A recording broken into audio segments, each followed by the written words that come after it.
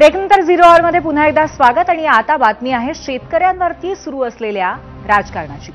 प्रहार संघटनेचे नेते आणि माजी मंत्री बच्चू कडूंनी शेतकऱ्यांच्या मुद्द्यावरून संताप व्यक्त केलाय आणि अत्यंत वादग्रस्त आणि भडकाऊ आवाहनही केलंय, ज्यामुळे महाराष्ट्राच्या राजकारणामध्ये मोठा गदारोळ निर्माण होण्याची शक्यता आहे।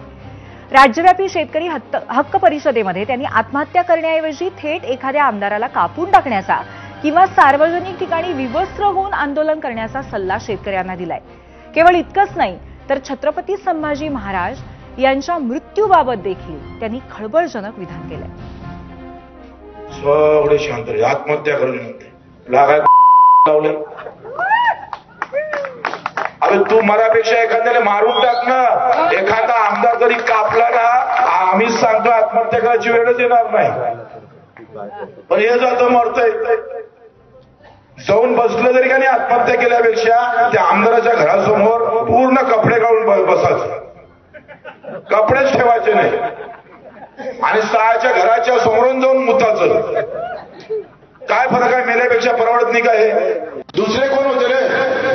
त्या वतनदारीतून गुलामशाही चालायची, आदिलशाही चालायची, निजामशाही चालायची, पण ही वतनदारी बंद केली। म्हणूनच तर संभाजीराजा सासऱ्याकडून मार लागला रे।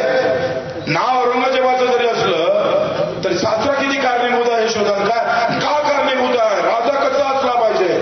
राजा असा असला पाहिजे मरण पत्करायला तयार झाला, पण वतन मात्र सासऱ्याने दिला नाही, हे मोठेपण आहे लक्षात। बच्चू कडूंच्या या विधानावरती इतर राजकीय नेत्यांनी आणि टीकाकारांनी जोरदार आक्षेप घेतलाय। शेतकरी त्याच्या अडचणीत आहे, त्याला खून करायला लावणार का, अशा शब्दात शिवसेना नेते आणि मंत्री संजय शिरसाटांनी टीका केली आहे। त्यांच्या या टीकेला एबीपी माझाशी बोलताना बच्चू कडू यांनी प्रत्युत्तर दिलंय।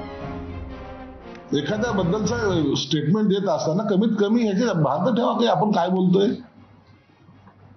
शेतकरी त्याच्या अडचणीत, त्याला खून करायला लावणार का? आता ही पद्धत असते का? काही सरकारच्या विरोधात काय बोलायचं तो भाग त्याचा अधिकार आहे, त्यांनी ते बोलावंच। शेतकऱ्यांनी आमदाराचा खून करा, मग तुम्ही करा ना।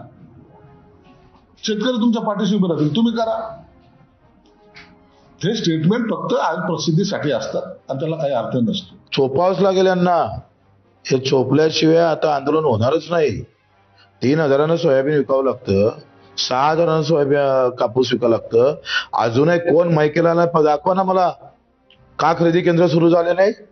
पंजाबच्या शेतकऱ्याचं 90% माल हमी भावानं खरेदी होतं आणि आमचा ऐन दिवाळीच्या वेळेस 2200 2,000 1,500 500 विकत घ्यावं लागली। लाज वाटली पाहिजे। चोपायचं नाही का? यांना काय पूजा करायची का?